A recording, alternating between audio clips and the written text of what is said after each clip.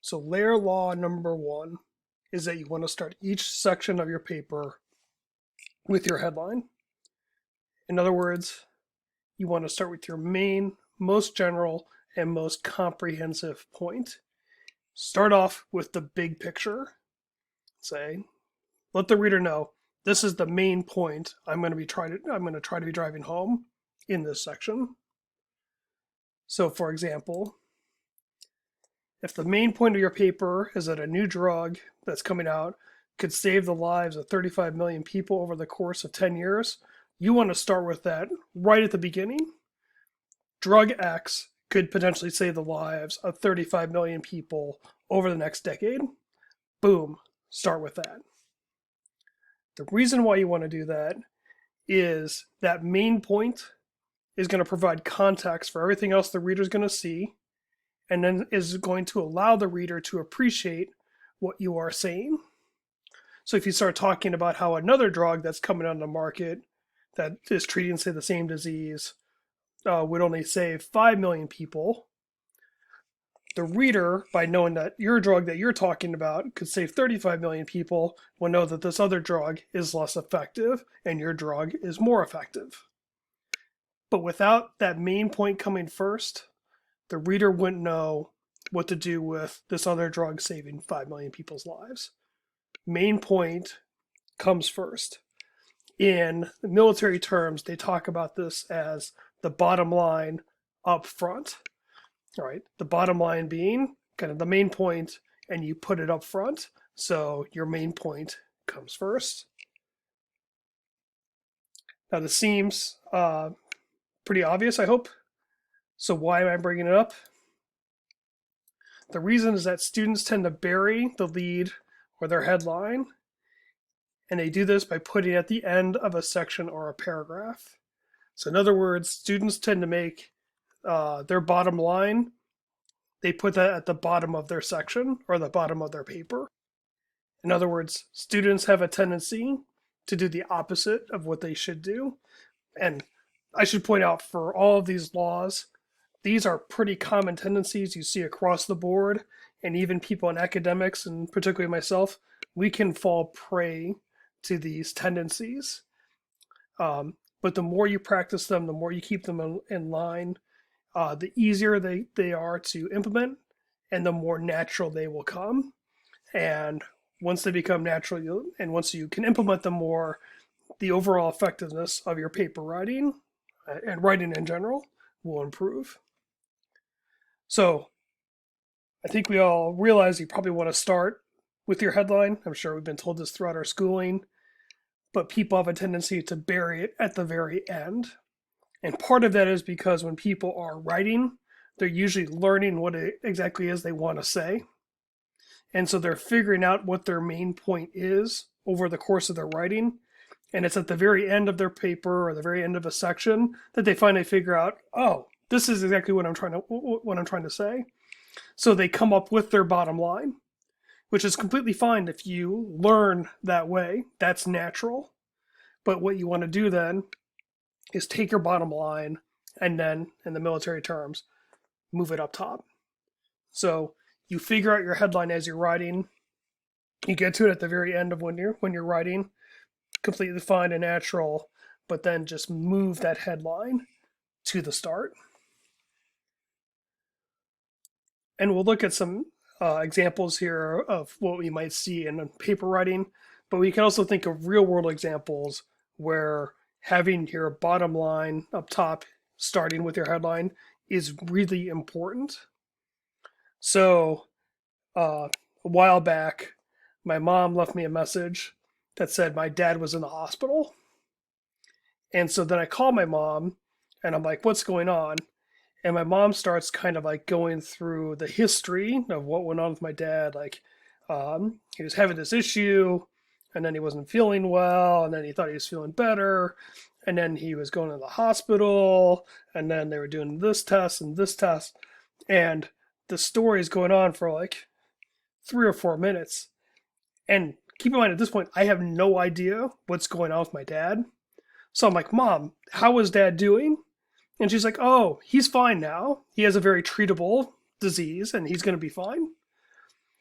Knowing that my dad is okay, right? Knowing that at the start would be very helpful in this situation. Now I know I don't need to worry. And then when my mom starts kind of going through the TikTok of this happened when, I realize she's just kind of showing me how they figured out my dad's okay, as opposed to kind of what I was thinking when she wasn't telling me what the main point of their story was. I thought when she was going through these things, she's setting me up for something that was really bad. Okay, so this is important in academic circles.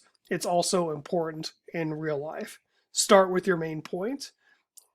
Once people understand what your main point is, that's going to contextualize everything else and gives them a better level of understanding of what you're trying to say.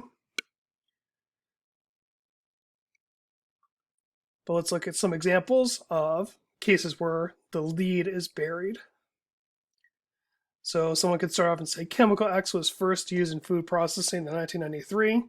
Seems like an interesting piece of trivia, but I don't understand how or why that's important at this point. Today, chemical X is used in 65% of all processed foods. Okay, that seems like a lot of processed food, so I can kind of get the gist that people are consuming a lot of chemical X. Again, at this point, that's also right now just kind of a piece of trivia.